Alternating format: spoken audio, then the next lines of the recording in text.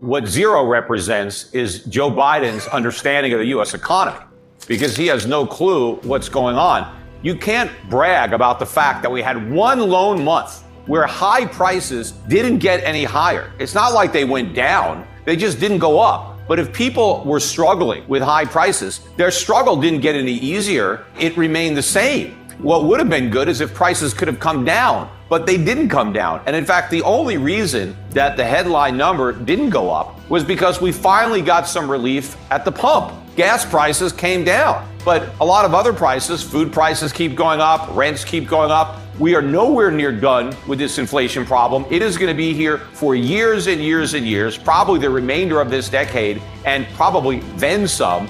As they keep telling us, this is a very unique recession. In fact, most people don't even want to admit that we have one. But look at the recessions of the 1970s. You had rising prices there during stagflation, and that's what my forecast is. Remember, last year, I was predicting the U.S. economy would be in recession in the first half of 2022, and very few people had that right. But I also predicted that inflation wasn't transitory, that it would get stronger as the economy got weaker, and that is exactly what happened. Now, the reason that I believe that inflation is going to kick into a higher gear as this recession that we are in gets worse is because I believe Powell is going to pivot ultimately, and he is going to give up his fight against inflation in order to fight a different foe, and that is going to be a recession and rising unemployment and potentially a financial crisis, either one that has already happened or one that is rapidly approaching. And so I think Powell is going to choose what he believes to be the lesser of the two evils, and I think he's going to pick fighting recession and propping up financial markets and monetizing government debt so the Treasury doesn't have to default. I think the Fed is going to pick that over inflation.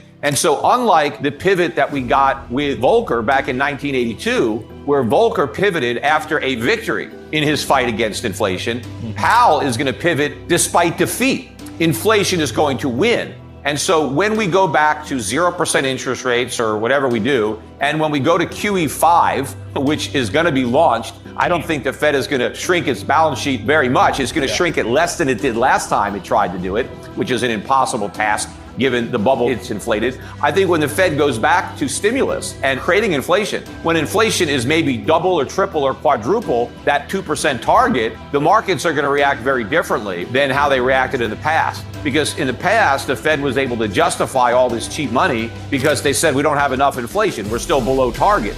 Well, when they go back to this stimulus, when inflation is triple or more their target, the markets aren't going to buy it. And so I think all the inflation that they are going to have to create in order to stimulate the economy out of this recession is going to ignite a powder keg. We already have an inflation problem, and Powell's going to pour all this gasoline on it. And so we're going to see inflation moving up to a much higher level, even though it's already very high. In fact, it's probably double what the government claims in the CPI. If you want to know what's actually happening to prices, you've got to double what the government tells you, and that's more accurate. Meanwhile, labor force participation last month fell to 62.1. That is the low for the year. And in fact, over the last 4 months, even though we've created all these jobs, the number of people in the workforce has gone down. And so that means that all the jobs that were created over the last 4 months were people who already had a job getting another job. You know, Biden claimed that we have a record number of people in the workforce. He was mistaken. We had more people working 4 months ago than we have working now.